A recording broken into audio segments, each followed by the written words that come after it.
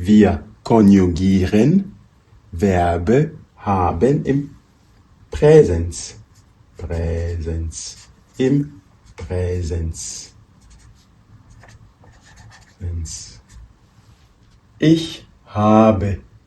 Du hast.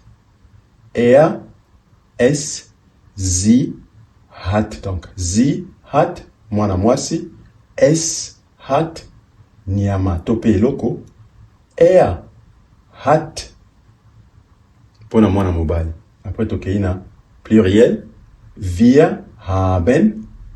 Ihr habt. Sie haben. Nazongeli.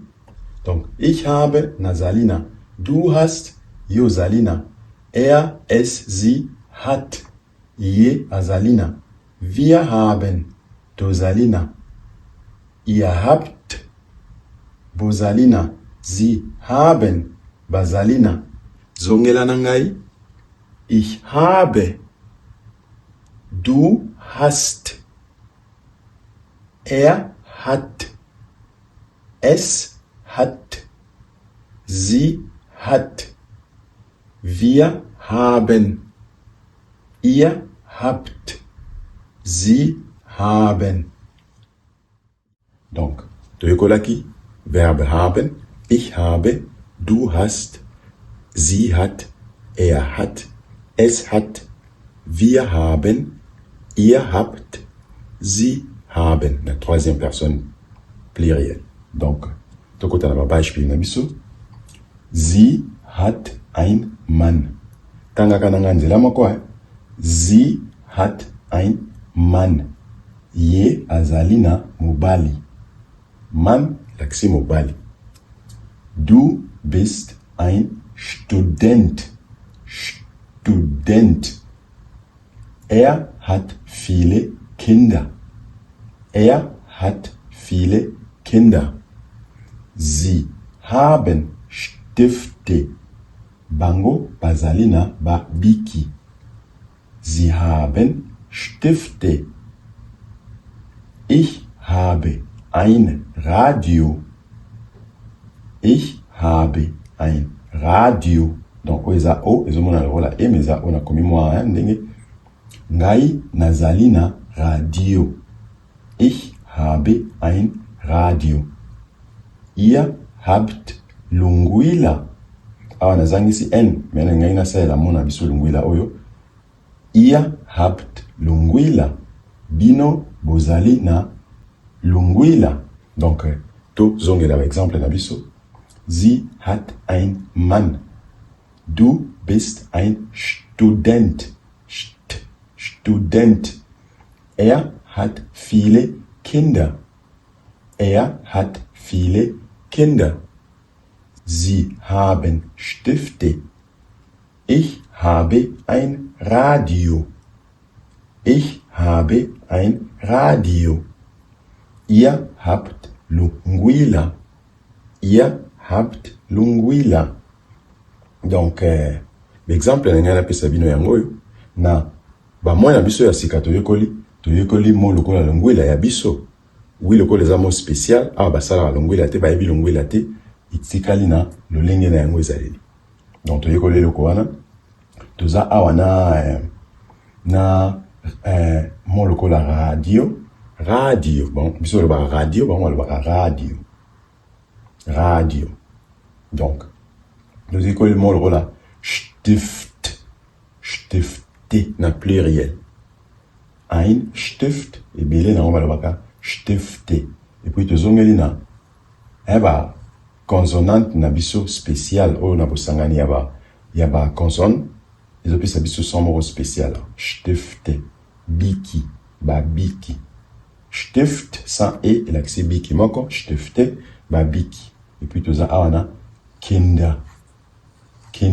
Viele. Oyo. Lakisi ebele. Donc, Kinder. Bana. Mwana moko. Benga kai. Ein Kind. Ce qui bazale ebele. Kinder. Toza awana Student. Oyo zongeli biso so. Student. Oyo lakisi étudiant. Du bist ein Student. Yo ozali étudiant. Et puis, tozali na man. Oko tutoyebi yango déjà toyekolaki.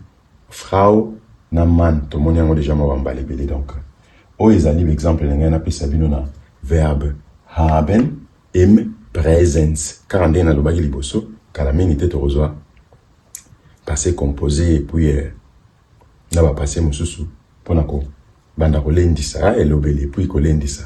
Et amoto yeza lisusu tango bozoye kola bomeka ko linga ko capter prononciation ezali très important. Deutsch batanga kaika lokola neti na koloba muke na lingala. Pour ou ezali ou, de ezali de, à part moi ba spécificité o ezana mo wana l'accent ki bino wana. Mais sinon ou otange ou, de otange de, et otange et ya mingi ezali sous pas na bango balinga. Chaque lettre ozo composé momoro boy, faut ba lettre wana eyokana na matoi. Eyokana soki na ba suka bozali na er elobi a komi a, donc faut linga a wana eyokana. So ozana n na kati n wana fo yokana neti aw kinda aw ozana man mann aw ozana mann yango ne peut ça ka sonner man mais man. Donc na monoko allemand chaque fois so komoni mona ba lettre mi balé songolo landani. Il faut tanga mo wana mbangu neti andi tozana man otangete man faut tangi man. Donc man ya en on otangi mbangu obendi awana mukuse pe mbangu. Donc faut tanga mbangu obendi awana mukuse. Donc man.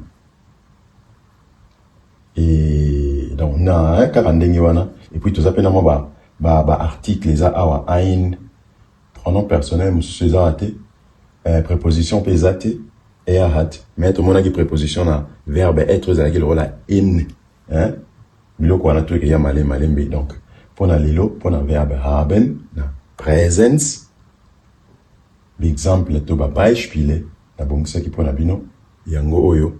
Donc to komi mbala sima tant to kota na temps passé. Donc bye.